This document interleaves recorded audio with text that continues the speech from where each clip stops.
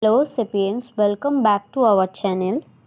Today we are going to look at the history of anthropology. So let's get started. Anthropology studies humans. Although humans existed for thousands of years, the scientific study of humanity began much later. Earlier, people accepted their way of life without questioning, but scientific and global changes led to the systematic study of humans.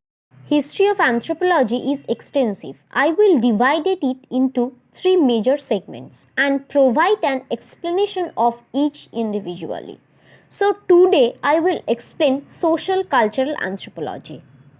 Social cultural anthropology emerged can be seen through several phases, and the first one is phase study of society begins. The early days of anthropology. Anthropologists mainly studied small, isolated, traditional societies.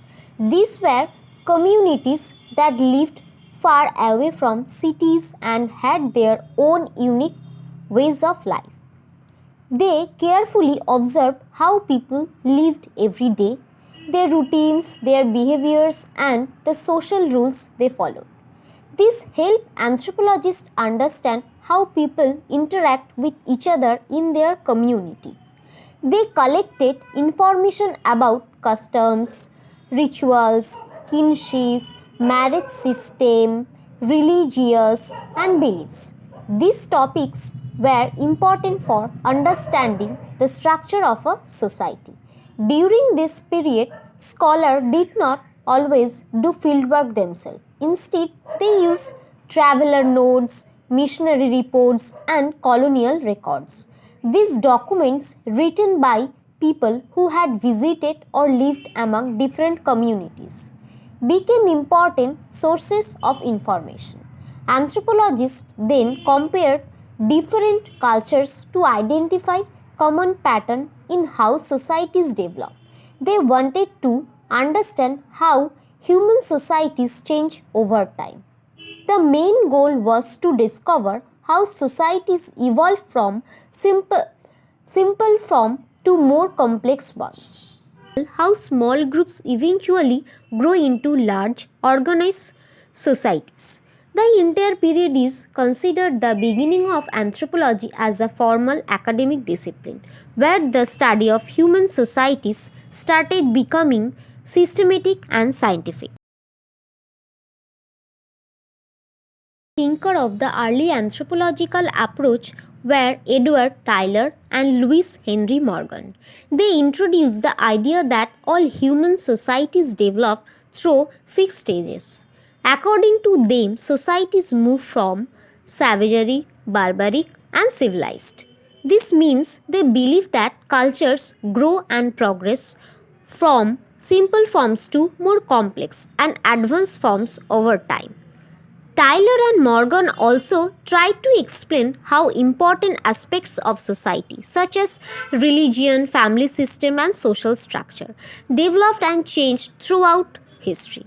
They wanted to understand how human behavior and institutions started and evolved. However, their theories were mostly based on second hand data, such as books, traveler reports, and missionary writings, rather than real first hand fieldwork.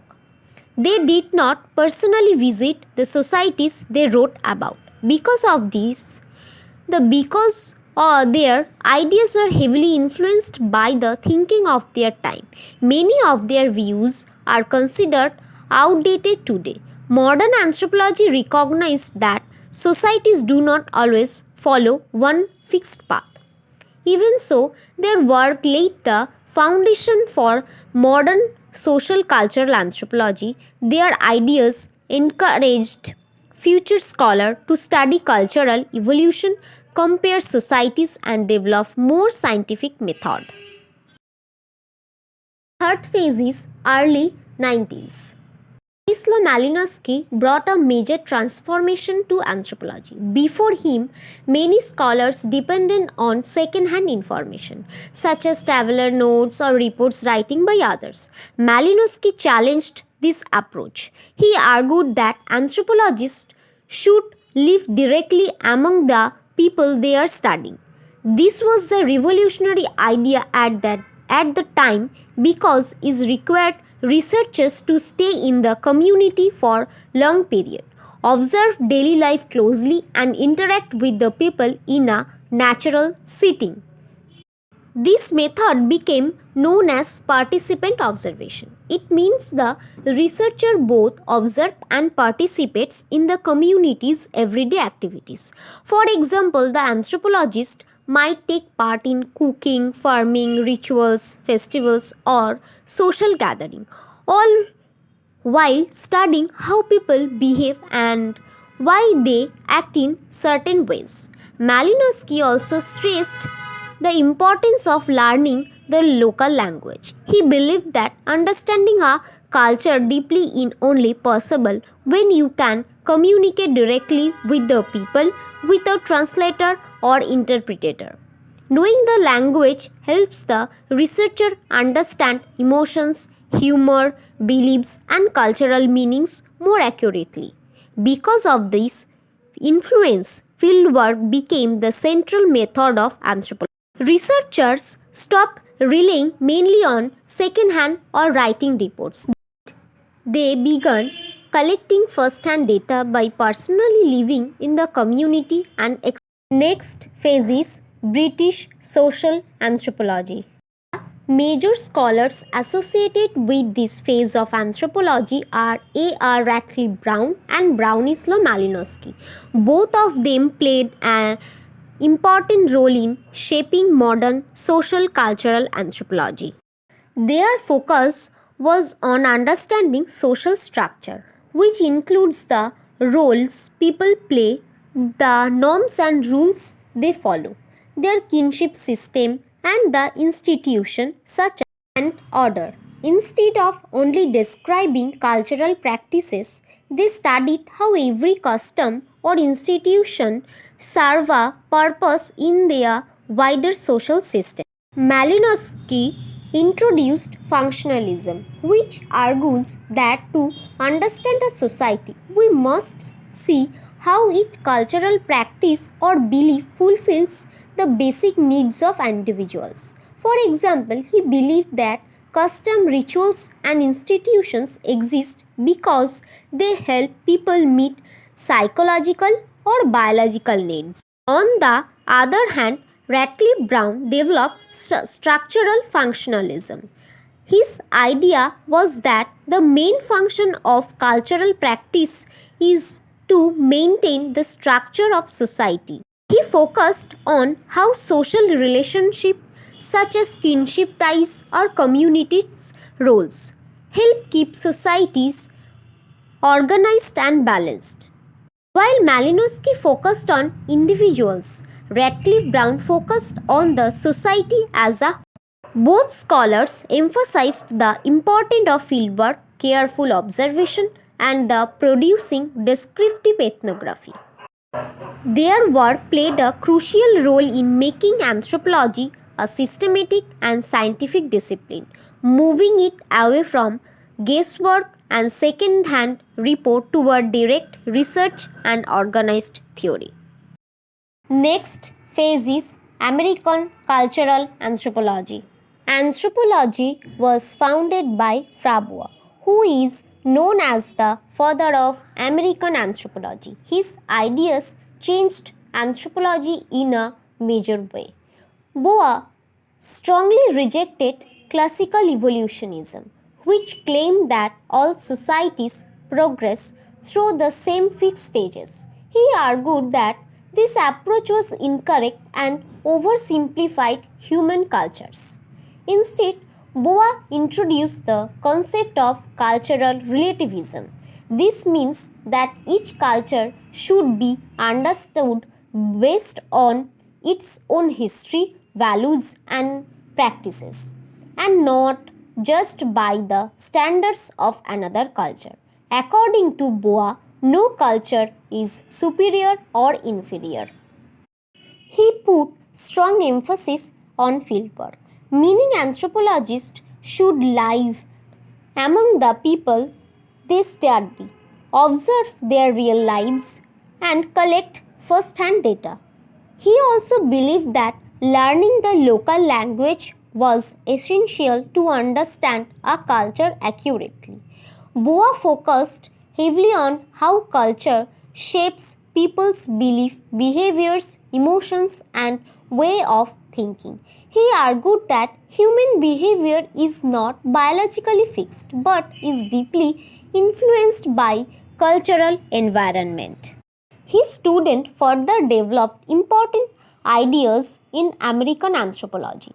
Margaret Mead and Ruth Benedict contributed to the Culture and Personality School, which studied how culture affects the development of individual personality. Edward Sapir and later the Sapir-Whorf hypothesis explored the relationship between language and culture, suggesting that the language we speak influences how we think, and his students further developed important ideas in American anthropology. Margaret Mead and Ruth Benedict contributed to the Culture and Personality School, which studies how culture affect the development of individual personality. Edward Sapir and later the Sapir-Whorf hypothesis explored the relationship between language and culture, suggesting that the language we speak influences how we think, perceive the world. Others studied value, systems, meanings in daily life, showing how cultural symbols guide people's actions and understanding. Together, Boa and his students built the foundation of modern cultural anthropology, emphasizing scientific fieldwork, cultural understanding, and respect for cultural differences. Next phase is mid 90s structuralism and symbolic or interpretative anthropology. Levi-Strauss introduced a major theoretical approach in anthropology called structuralism. He believed that all cultures share hidden mental structure or pattern, even if their outward custom appear very different. These patterns are often expressed in binary oppositions, such as nature versus culture, good versus evil, male versus female. According to Levi Strauss, the way humans think is naturally organized in these opposites, and this influence how culture develop their myths, rules, and traditions.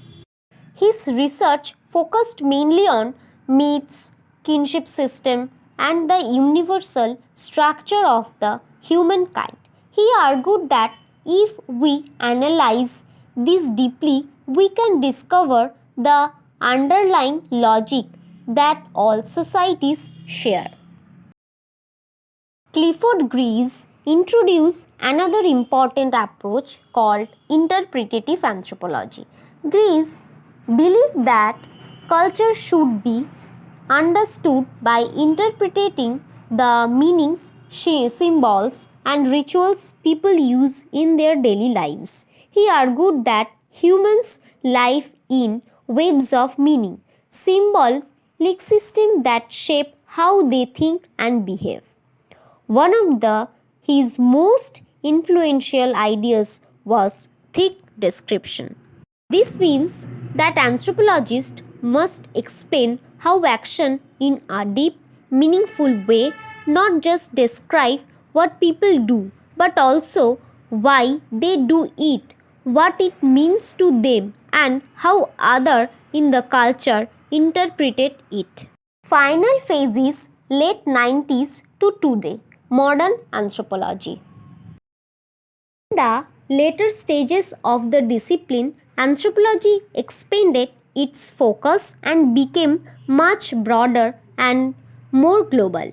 Earlier, anthropologists mostly studied small, isolated communities, but over time, they began to explore a much wider range of societies across the world.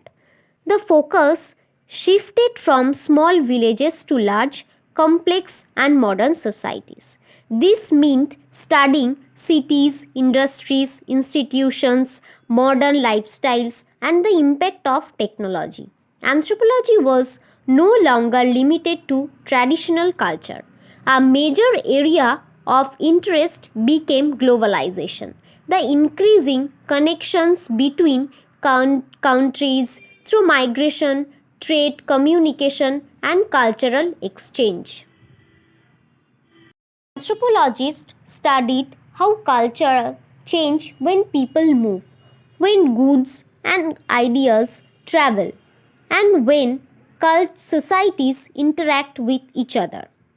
Gender studies also became an important part of anthropology. This field explored gender roles, gender identity, issues of equality and inequality, women's everyday experiences. It focused on how gender shapes social life and opportunities. Economic anthropology examined how people make a living in different societies. It looked at market, money, forms of exchange, livelihood, patterns of consumption. The goal was to understand how economic behavior is influenced by culture, not just by profit and productivity. Political anthropology studied how power is organized and used in different societies. It explored the state and government system, leadership and authority, conflict and violence, how communities maintain control and make decisions. Urban anthropology developed as anthropologists began to study life in cities instead of only focusing on small or traditional communities. This field examined cities and urban neighborhood, slum and informal settlement, migration into urban areas, and the everyday lifestyle and challenges of city life. It helped us understand how people adapt, survive, and create new cultural pattern in crowded fast changing urban environment.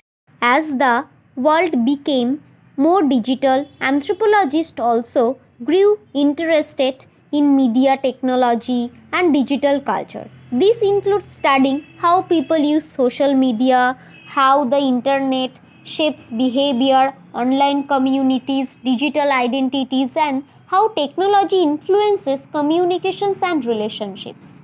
Anthropologists also study social issues like identity, ethnicity, race, class, and power relations. They look at how these factors shape people's opportunities, experiences, and interactions in societies.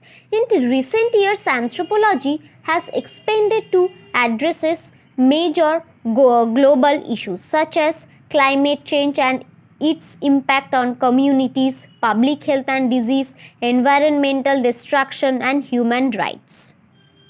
Modern anthropology uses a combination of research methods. Traditional fieldwork is still important, but now it is often combined with interviews, surveys, and digital methods like online observation or studying social media platform. So, end of the history of social cultural anthropology. Thank you.